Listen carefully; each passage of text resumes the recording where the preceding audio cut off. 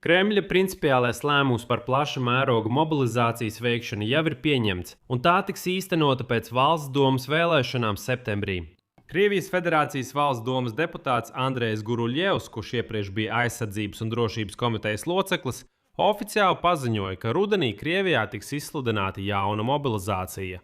Sakarā ar smago situāciju Ukrainas frontē, ziemas pavasara uzbrukuma neveiksmi un lieliem zaudējumiem. Tajā pašā laikā vairāk Eiropas amatpersonas uzskata, ka Kremlis tuvāko mēnešu laikā patiešām varētu būt spiests veikt otro piespiedu mobilizāciju, ja lielie zaudējumi Ukrainas frontē saglabāsies. Un tūlīt Vašingtonas kara izpētes institūts norāda, ka Krievija jau otro mēnesi pēc kārtas zaudē kontroli pār teritorijām Ukrainā. Turklāt, ja aprīlī tīrie zaudējumi iepriekš okupētajās teritorijās bija 116 km², tad māja beigās šis rādītājs sasniedza 281 km².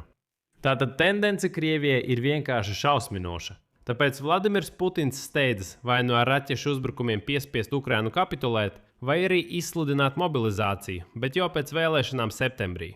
Kopumā noskaidrosim sīkāk. Mani sauc Aleksejs Pičs, apspriedīsim šo tēmu kopā, bet pirms mēs sākam, lūdzu abonējiet šo kanālu, spiriet patīšumu raidījumam un atstājiet jebkuru savu komentāru zem šī video. Turklāt abonējiet manu Telegram kanālu Pičs News. Saite uz to ir šī video aprakstā. Tātad, Maskavā oficiāli atzina, ka rudenī Krievijā tiks izsludināta jauna mobilizācija smagās situācijas dēļ Ukrainas frontē, ziemas pavasara uzbrukuma neveiksmes un lielo zaudējumu dēļ. Šādu paziņojumu izteica Krievijas Federācijas Valsts domas deputāts Andrejs Guruļevs, kurš iepriekš bija Aizsardzības un drošības komitejas loceklis. Tālāk es citēšu viņa teikto no viņa Telegram kanāla. Pašlaik kuluāros un augstākajās kabinetos aktīvi notiek sarunas par nepieciešamību pēc jaunas, plaša mēroga mobilizācijas. Turklāt zinoši cilvēki saka, ka principiāls lēmums šajā jautājumā jau ir pieņemts, un mobilizācija notiks rudenī. Pēc Guruļeva teiktā, šāds lēmums tomēr nenovedīs pie izrāviena, ja netiks atrisināta bezpilota lidaparāta problēma. Ukrainas bruņotie spēki, kā viņš saka, iznīcina kājniekus pieeju laikā. Neļauj pacelt galvas triecienu grupām un burtiski ir pārklājuši gan priekšējo līniju, gan tuvāko aizmuguri. Un, kā viņš saka, Krievija vienkārši saņems vairāk kārtēju upuru skaita pieaugumu. Guruļevs arī pievērš uzmanību situācijai Krimā, kur radies benzīna deficīts un notiek dronu uzbrukumu uz šosejas, kuru Krievi sauc par Novorossiju, un kura paredzēta, lai apgādātu pussalu pa sauszemi. Tālāk es minēšu vēl vienu šī Guruļeva citātu. Pretinieks rīkojas nekaunīgi, cenšoties nogriezt pussalu, Krimu un mūsu dienvidu grupējumus no degvielas piegādēm. Virzīšanās frontē būtībā ir apstājies, un speciālā militārā operācija galīgi ir pārgājusi nežēlīgā pozicionālā strupceļā, kas ir izsīkuma priekšvēstnesis, ja savlaicīgi neizdodas pārņemt iniciatīvu. Pietiek lolot ilūzijas, ka tūlīt izlauzīsimies. Tas nenotiks, kamēr kardināli nemainīsim pieeju. Mums ir pienākums pārveidot vadību un galvenais stingri prasīt atbildību no tiem, kuri izgāza drošību uz Novorossijas šosejas, lai citiem pat prātā neienāktu pavirši izturēties pret šādiem jautājumiem. Un šeit arī atzīmēšu, ka iepriekš par iespējamo jauno mobilizāciju Krievijā rakstīja Londonas Starptautiskais stratēģisko pētījumu institūts.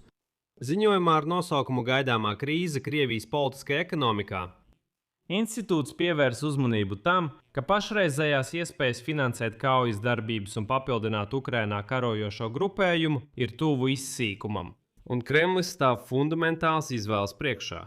Vai nu samazināt militārās ambīcijas, vai arī strauji palielināt savas prasības ekonomikai un Krievijas sabiedrībai. Pēc institūta domām, otrais scenārijs var ietvert jaunu mobilizāciju, pilnīgu robežu slēgšanu, ierobežojums darba brīvībai ar direktīvu cilvēku nosūtīšanu uz aizsardzības uzņēmumiem un pāreju uz pilnībā militarizētu ekonomiku, kas apvienos valsts īpašumu un valsts kontroli pār cenām. Es pat nedomāju, ka to teikšu, bet Guruļevam ir taisnība. Kā raksta Kara izpētes institūts, Krievija jau otro mēnesi pēc kārtas zaudē kontroli pār teritorijām Ukrainā. Tas ir zaudē vairāk teritoriju nekā iegūst. Un tendence Krieviem ir vienkārši katastrofāla. Ja aprīlī Krievijas Federācijas bruņoto spēku iepriekš ieņemto teritoriju tīrie zaudējumi bija 116 km2, tad māja beigās šis rādītājs sasniedza 281 km2. Vēlreiz, aprīlī viņi zaudēja 116, maijā 281. Ja šāda situācija un tendences saglabāsies, jūs varat aprēķināt, cik daudz viņi varētu zaudēt jūnijā. Tātad Ukrainas spēki līdz šim brīdim lielā mērā ir apturējuši Krievijas pavasara-vasaras uzbrukumu. No 2025. gada decembra līdz 2028. gada maijam. Kara pētījuma institūta aplēsēs, Krievijas spēki Ukrainā ir pavirzījušies tikai par 40 km2, kamēr līdzīgā laika posmā 2024–2025 gadā virzības temps bija 500 km2. Tādējādi 2026. gadā Krievijas karaspēks ieņēma vai iekļuva tikai gandrīz 8% no tās teritorijas apjoma, ko tas bija ieņēmis 2025. gadā. Lēno Krievijas karaspēka virzību saista ar būtiskām izmaiņām kaujas laukām, tostarp Ukrainas bruņoto spēku sauszemes pretuzbrukumiem, pastiprinātiem Ukrainas vidējas darbības rādījusa triecieniem un termināļu bloķēšanu. Starlink Krievijas Federācijas bruņotajiem spēkiem un Kremļa noteiktie telegramu darbības ierobežojumi frontē. Teritorijas samazināšanās Krievijas kontrolē tiek fiksēta pirmo reizi kopš 2023. gada, kad Ukrainas bruņotie spēki uzsāka pretuzbrukumu. Pēdējo 2 mēnešu laikā Krievijas karavīri ir zaudējuši gandrīz visas zemes, kuras viņi bija ieņēmuši kopš šī gada sākuma. Bet šķiet deputāts Guruļjovs izrunājās. Jo tālāk šis pats Guruļjovs acīm redzot bija atskurbis. Kā jau jebkurš krievs, kurš zini, vienkārši katru dienu dzer degvīnu. Un tagad krievi skries komentāros rakstīt, kādi stereotipi, mēs nedzeram degvīnu. Jūs dzerat degvīnu, staigājat pastalās un vienkārši esat mežonīgi, savvaļas radījumi. Tātad atvainojiet novērsos. Guruļjovs izskaidroja ar Telegram kontu uzlaušanu to ierakstu, kurā runāts par ārkārtīgi smagu strupceļu Ukrainas frontē un gaidāmo mobilizāciju. Krievu mobilizāciju rudenī. Savā kanālā jau ziņotnē Maks deputāts Guruļjovs uzrakstīja, ka ienaidnieki izplata tekstus viņa Telegram kontā un notikušo nosauc par provokāciju. Tātad viņš nesaka, ka tas nebija viņš, kas rakstīja. Viņš saka, klausieties, tas ieraksts Telegramā man uzlauza kontu. Tagad visi izplata šo ierakstu un visi saka, lūk, Guruļjovs tā paziņoja. Un šajā situācijā vairāk Eiropas amatpersonas arī uzskata, ka Kremlis tuvāko mēnešu laikā varētu būt spiests veikt otro piespiedu mobilizāciju, ja lielie zaudējumi Ukrainas frontē saglabāsies. Un tie saglabājas.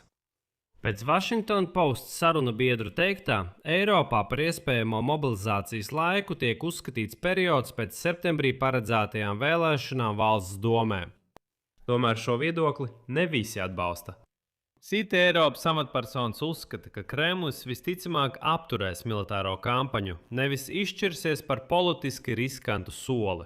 Un tālāk citēšu Washington Post. 2022. gada mobilizācija samazināja Vladimira Putina reitingus un sabiedrības atbalsta karam, kā arī izraisīja simtiem tūkstošu krievu bēgšanu uz ārzemēm.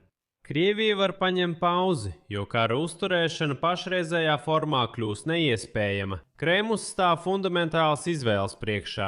Maina samazināt militārās ambīcijas vai arī radikāli paaugstināt prasības sabiedrībai un ekonomikai. Taču jebkurā situācijā Krievija vairs negūst to uzvaru, par kuru tik ļoti sapņo šie mežonīgie, nemazgātie krievi. Šeit likšu daudz punkti, jūsu viedokli, jūsu secinājums rakstiet komentāros zem šī raidījuma. Abonējiet kanālu, nospiediet zvaniņu un neaizmirstiet ielikt patīk. Ar to arī viss. Saudzējiet sevi. Visu labu!